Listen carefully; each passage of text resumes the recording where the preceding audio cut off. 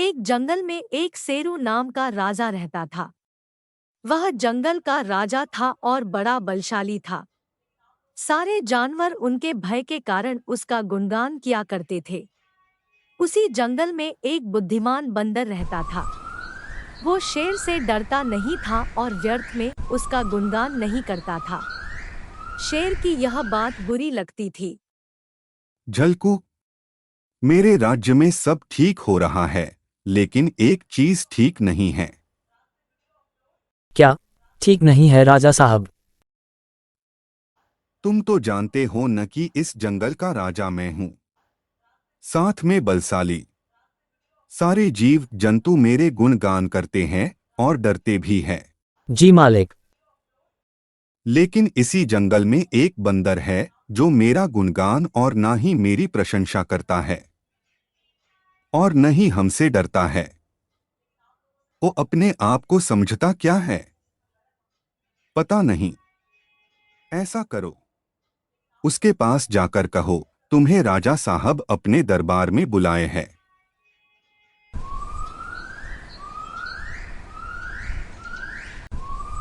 तुम तो जानते हो न कि इस जंगल का राजा मैं हूं, साथ में बलशाली। सारे जीव जंतु मेरे गुणगान करते हैं और डरते भी हैं। लेकिन इसी जंगल में एक बंदर है जो मेरा गुणगान और ना ही सारे जानवर मेरी प्रशंसा करते हैं, तुम नहीं। ऐसा क्यों? मैं किस बात पर आपकी प्रशंसा करूं? मैं बलशाली हूं। जंगल के सारे जानवर मुझसे डरते हैं। वनराज, मैं बल को नहीं बुद्धि को श्रेष्ठ मानता हूं, इसलिए मात्र बल के कारण मैं आपका गुणगान नहीं करूंगा।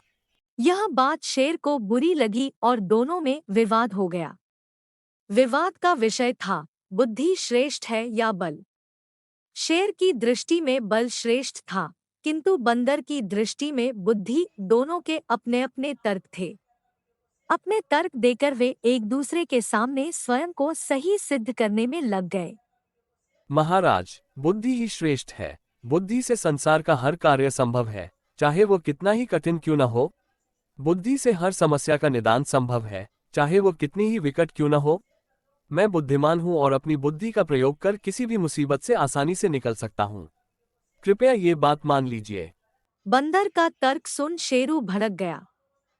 चुप कर बंदर, तू बल और बुद्धि की तुलना कर बुद्धि को श्रेष्ठ बता रहा है। बल के आगे किसी का जोर नहीं चलता। मैं बलवान हूं और तेरी बुद्धि मेरे बल के सामने कुछ भी नहीं। मैं चाहूं तो इसी क्षण इसका प्रयोग कर तेरे प्राण ले सकता हूं। महाराज, मैं अभी तो जा रहा हूं, किंतु मेरा यही मानना है कि बुद्धि बल से श्रेष्ठ है। एक दिन मैं आपको ये प्रमाणित करके दिखाऊंगा। मैं अपनी बुद्धि से बल को हरा दूंगा। ठीक है, मैं उस दिन की प्रतीक्षा करूंगा जब तुम ऐसा कर दिखाओगे।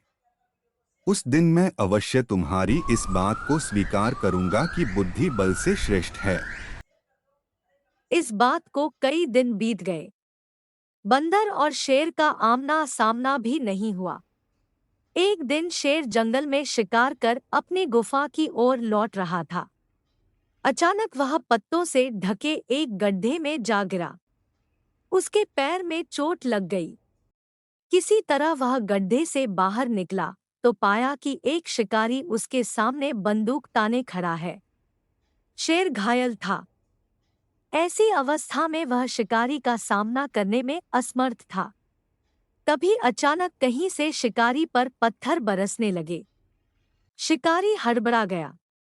इसके पहले कि वो कुछ समझ पाता, एक पत्थर उसके सिर पर आकर पड़ा।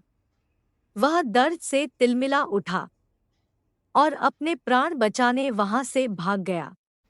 शेर भी चकित था कि शिकारी पर पत्थरों से हमला किसने किया और किसने उसके प्राणों की रक्षा की। वह इधर-उधर देखते हुए ये सोच ही रहा था कि सामने एक पेड़ पर बैठे बंदर की आवाज उसे सुनाई दी। महाराज, आज आपके बल को क्या हुआ? इतने बलवान होते हुए भी आज आपकी जान पर खतरा आए। तुम यहाँ कैसे? महाराज, कई दिनों से मेरी उस शिकारी पर नजर थी।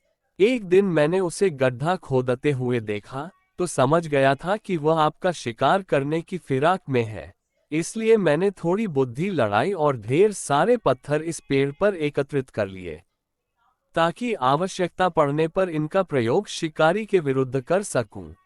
बंदर भाई, आज तुमने सिद्ध कर दिया कि बुद्धि बल से श्रेष्ठ होती है। मुझे अपनी गलती का एहसास हो गया है। मैं समझ गया हूं कि बल हर समय और हर परिस्थिति में एक सा नहीं रहता, लेकिन बुद्धि हर समय और हर परिस्थिति में साथ रहती है। महाराज, मुझे प्रसन्नता है कि आप इस बात को समझ गए। आज की घटना पर ध्यान दीजिए।